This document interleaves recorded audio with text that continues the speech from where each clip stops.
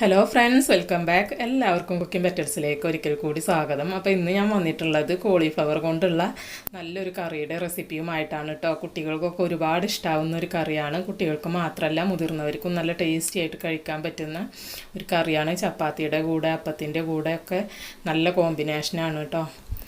അപ്പോൾ നമുക്ക് വീഡിയോയിലോട്ട് പോവാം. അതിന് മുമ്പ് നിങ്ങൾ എൻ്റെ ചാനൽ ഇതുവരെ സബ്സ്ക്രൈബ് ചെയ്തിട്ടില്ലെങ്കിൽ ഒന്ന് സബ്സ്ക്രൈബ് ചെയ്ത് സപ്പോർട്ട് ചെയ്തേക്കണേ. അപ്പോൾ അതിന് വേണ്ടിയിട്ട് കുറച്ച് കോളിഫ്ലവർ ഇതുപോലെ അടർത്തി എടുത്തിട്ടുണ്ട്. അതിലേക്കൊരു ടീസ്പൂൺ ഉപ്പ് ചേർത്ത് കൊടുക്കാം. ഒരു അര ടീസ്പൂൺ മഞ്ഞൾപ്പൊടി കൂടി ചേർത്ത് കൊടുത്തിട്ടുണ്ട്. ഇനി ഇതിലേക്ക് ആവശ്യത്തിനുള്ള വെള്ളം കൂടെ ചേർത്തിട്ട് ഇതൊന്ന് തിളപ്പിച്ചെടുക്കണം. അപ്പോൾ നന്നായിട്ട് തിളപ്പിച്ചെടുക്കുക. 2-3 മിനിറ്റ് തിളപ്പിച്ചെടുക്കുക കേട്ടോ. ഒരുപാട് കുക്കായി പോവരുത്. അപ്പോൾ അതൊക്കെ നന്നായി തിളച്ച് വന്നിട്ടുണ്ട്. ഇനി നമുക്ക് ഫ്ലെയിം ഓഫ് ചെയ്ത് കൊടുക്കാം. ഇനി ഇതിലെ വെള്ളമൊക്കെ നമ്മൾ ഡ്രെയിൻ ചെയ്തെടുക്കുകയാണ് ചെയ്യുന്നത്. ഇനി നമുക്കിതൊന്ന് മാരിനേറ്റ് ചെയ്ത് വെക്കേണ്ടതുണ്ട്. അതിന് വേണ്ടിയിട്ട് 1/4 ടീസ്പൂൺ മഞ്ഞൾപ്പൊടി, അതുപോലെ തന്നെ 1 ടേബിൾ സ്പൂൺ കാശ്മീരി മുളക് പൊടി ആയതുകൊണ്ടാട്ടോ 1 ടേബിൾ സ്പൂൺ എടുത്തത്. പിന്നെ അതിലേക്ക് ആവശ്യത്തിനുള്ള ഉപ്പും കൂടെ ചേർത്ത് കൊടുക്കാം. പിന്നെ 1 ടേബിൾ സ്പൂൺ കോൺഫ്ലവർ, അതിലേക്ക് ഒരു പകുതി നാരങ്ങയുടെ നീര് പിഴിഞ്ഞ് ചേർക്കുന്നുണ്ട്. ചെറിയ നാരങ്ങയാണ് എടുക്കുന്നുണ്ടെങ്കിൽ 1 നാരങ്ങയുടെ നീരെടുക്കുക കേട്ടോ. അപ്പോൾ ഇതെല്ലാം ചേർത്തിട്ട് നമുക്കിതൊന്ന് മിക്സ് ചെയ്തെടുക്കാം.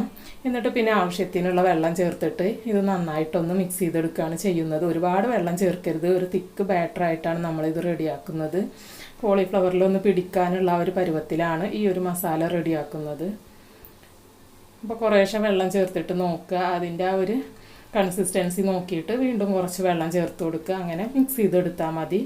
നമ്മൾ കോളിഫ്ലവറൊക്കെ ഇതിലേക്ക് ഇട്ടിട്ട് നന്നായിട്ട് ഈ മസാലയൊക്കെ നന്നായിട്ട് തേച്ച് പിടിപ്പിക്കുക. അപ്പോൾ നന്നായി മിക്സ് ചെയ്തെടുക്കുക. കോളിഫ്ലവറൊക്കെ മൊത്തത്തിൽ ഇത് കവർ ചെയ്യണം.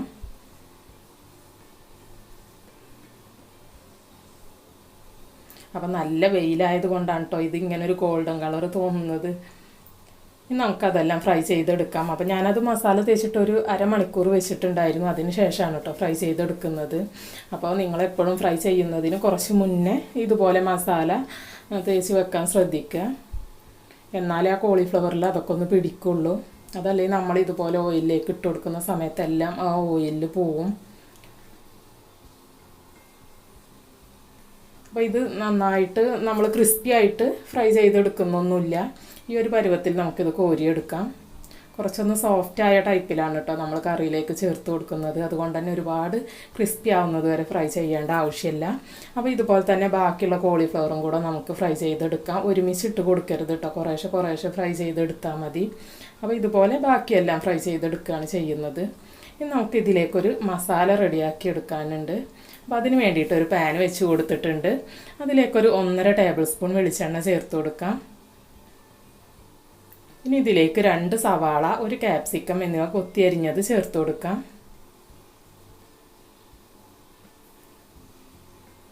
ഇതൊന്ന് വഴന്ന് കിട്ടാൻ വേണ്ടിയിട്ട് ഒരു പൊടിക്ക് ഉപ്പ് ചേർത്ത് കൊടുക്കാം.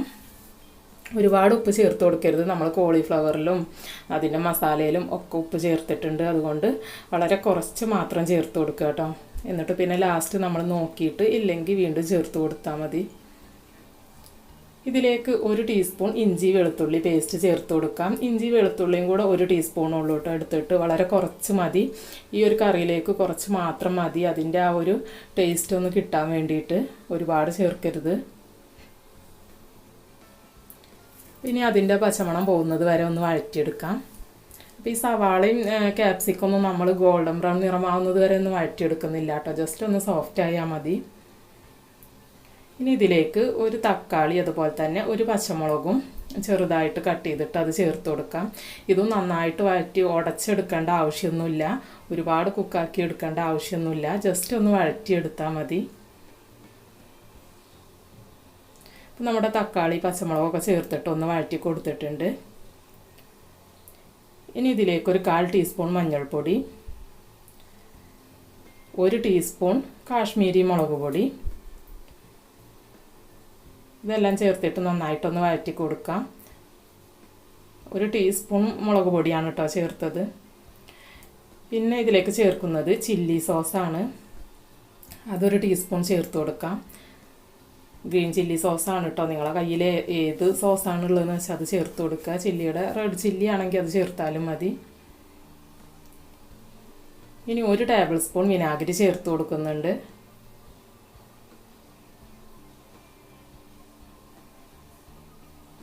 വിനാഗിരി ചേർത്തിട്ട് നന്നായിട്ടൊന്ന് വഴറ്റിയെടുത്തിട്ടുണ്ട്. ഇനി നമ്മൾ 1 ടേബിൾ സ്പൂൺ കോൺഫ്ലവർ കുറച്ച് വെള്ളത്തിൽ നന്നായിട്ട് മിക്സ് ചെയ്തെടുത്തതാണ്, അതുകൂടെ ചേർത്ത് കൊടുക്കാം.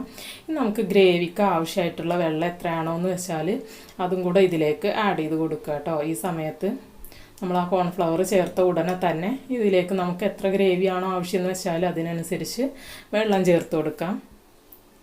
അപ്പോൾ ഇത് കോൺഫ്ലോർ ചേർത്തുകൊണ്ട് തന്നെ നമ്മളിങ്ങനെ നന്നായിട്ട് ഇളക്കി കൊടുക്കണം, അതല്ലെങ്കിൽ ആ കോൺഫ്ലോർ കട്ട പിടിക്കും. അപ്പോൾ നന്നായിട്ട് ഇളക്കി കൊടുക്കാൻ ശ്രദ്ധിക്കുക. അതുപോലെ ഇത് തിളച്ച് വരുന്ന സമയത്ത് ഇതിൻ്റെ ഗ്രേവി നല്ല കുറുകിയിട്ടായിട്ടാണ് ഉണ്ടാവുക കേട്ടോ. അപ്പോൾ അതിനനുസരിച്ച് വെള്ളം ചേർത്ത് കൊടുക്കുക. ഇനി 1 ടീസ്പൂൺ പഞ്ചസാര ചേർത്ത് കൊടുത്തിട്ടുണ്ട്. 1 ടീസ്പൂൺ മാത്രം ചേർത്ത് കൊടുത്താൽ മതി കേട്ടോ പഞ്ചസാര, ഓവറായി പോവരുത്.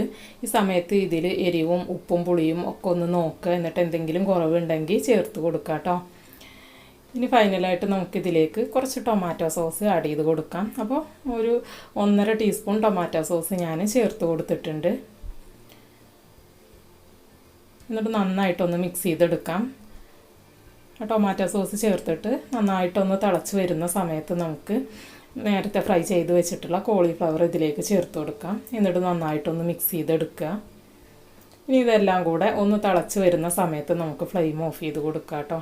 നന്നായിട്ടൊന്ന് തിളച്ച് വന്നാൽ അപ്പം തന്നെ ഫ്ലെയിം ഓഫ് ചെയ്ത് കൊടുക്കാം. ഇതെല്ലാം നന്നായി മിക്സാക്കി എടുത്തിട്ടുണ്ട്.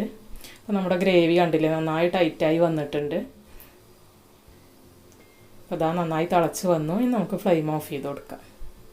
നമ്മുടെ സൂപ്പർ കറി ഇവിടെ റെഡി ആയിട്ടുണ്ട്. ഇത് നമുക്ക് റൈസിൻ്റെ കൂടെ അതുപോലെ തന്നെ ചപ്പാത്തി, പത്തിരി, അപ്പം എല്ലാത്തിൻ്റെ കൂടെ നല്ല കോമ്പിനേഷനാണ് കേട്ടോ. അപ്പോൾ കുട്ടികൾക്കൊക്കെ നന്നായിട്ട് ഇഷ്ടമാവും. എല്ലാവരും ഒന്ന് ട്രൈ ചെയ്ത് നോക്കുക, എന്നിട്ട് ഫീഡ്ബാക്ക് അറിയിക്കുക. അപ്പോൾ വീഡിയോ ഇഷ്ടമായിട്ടുണ്ടാവും എന്ന് കരുതുന്നു. ഇഷ്ടമായെങ്കിൽ ഒന്ന് ലൈക്ക് ചെയ്യുക, ഷെയർ ചെയ്യുക.